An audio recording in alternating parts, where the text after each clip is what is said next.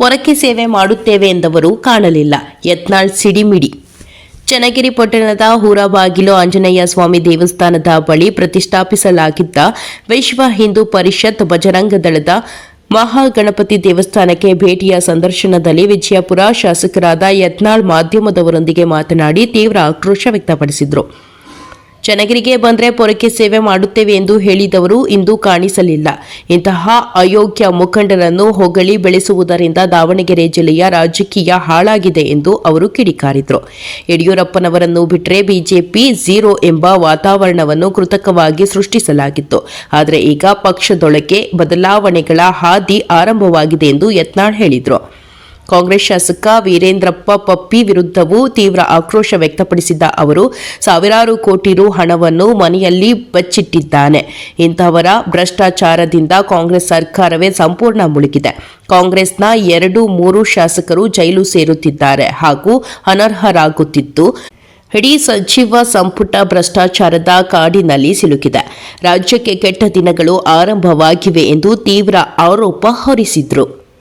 ವರದಿ ದೇವರಾಜ್ ಕೆ, ನೆಲ್ಲಿಹಂಕಲು.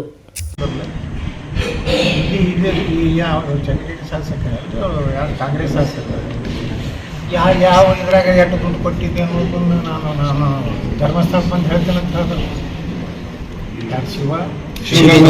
ಶಿವಣ್ಣವ್ರು ಹೇಳಿಲ್ಲ. ಇವ್ರು ಯಾರ್ಯಾರು ಇಲ್ಲಿ ಅವರು ಎಷ್ಟು ಹಣ ತೊಗೊಂಡ್ರು, ಯಾರ ಮನೆಯಲ್ಲಿ ತೊಗೊಂಡ್ರು, ನಾನು ಧರ್ಮಸ್ಥಳ ಬರ್ತೀನಿ ಅಂದ್ರೆ ಅದಕ್ಕೇನು ಇನ್ನೊಂದು ಉತ್ತರ ಕೊಟ್ಟದೆ ಅಂತ ಕೊಟ್ಟದೆ.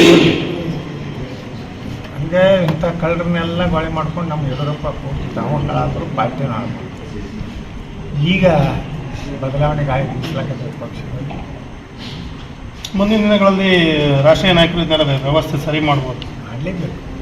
ಮಾಡದಿದ್ರೆ ಭವಿಷ್ಯ ಈಗ ಎಲ್ಲ ಕಡೆ ಕ್ಷೇತ್ರದಲ್ಲಿ ತಿರುಗಾಡ್ತೀರಿ, ಏನು ಅನಿಸ್ತಾ ಇದೆ ಸರ್? ಸಾಕಷ್ಟು ಹಣ ಮಾಡಿ ಕೋಟಿಗಟ್ಟಲೆ ಹಣ ಮಾಡಿ ಸಿಕ್ಕಿಕೊಂಡಿದ್ದಾರೆ ವಾಲ್ಮೀಕಿ ಹಗರಣದಲ್ಲಿ. ವೀರೇಂದ್ರ ಪಪ್ಪಿ ಅಲ್ರಿ ಈ ಸಚಿವ ಸಂಪುಟ ಭ್ರಷ್ಟಾಚಾರಕ್ಕೆ ಬಿಟ್ಟಾರೆ. ಯಾರಿಗೂ ನೋಡಿ ಮೊದಲೇದ್ದು ಗ್ಯಾರಂಟಿನಿಂದ ದುಡ್ಡಿಲ್ಲ. ಎಷ್ಟು ದುಡ್ಡಿದೆ ಅದನ್ನು ಲೂಟಿ ಮಾಡ್ತಾರೆ. ಬರೀ ವೀರೇಂದ್ರ ಪಪ್ಪಿ ಅಲ್ಲ, 4-5 ಶಾಸಕರಿಗೆ ಜೈಲಿನಲ್ಲಿದ್ದಾರೆ. ಕಾರವಾರ ಶೈಲಯಾರ್ ಅವರು ಜೈಲಿನಾಗಿದ್ದಾರೆ. ಪಪ್ಪಿ ಅಲ್ಲಿ ನಿನ್ನೆ ಒಂದು ಅನರ್ಹ ಆಗಿದ್ದಾರಲ್ಲ ಅವರು, ವಿನಯ್ ಕುಲಕರ್ಣಿ ಜೈಲಿನಲ್ಲಿದ್ದಾರೆ. ಅಂದರೆ ಕೆಟ್ಟ ದಿನಗಳು ಕಾಂಗ್ರೆಸ್ ಪ್ರಾರಂಭ ಆಗಿದೆ. ಸರ್, ರಾಜ್ಯದಲ್ಲಿ ಆಡಳಿತ ನಡೆಸಿರುವಂಥ ಸರ್ಕಾರ ಪೊಲೀಸ್ನವರೇ ಸಹ ಮಾದಕ ವಸ್ತುಗಳಿಗೆ ಒಂದು ಸಹಕಾರ ನೀಡ್ತಿದ್ದಾರೆ ಅಂತೇಳಿ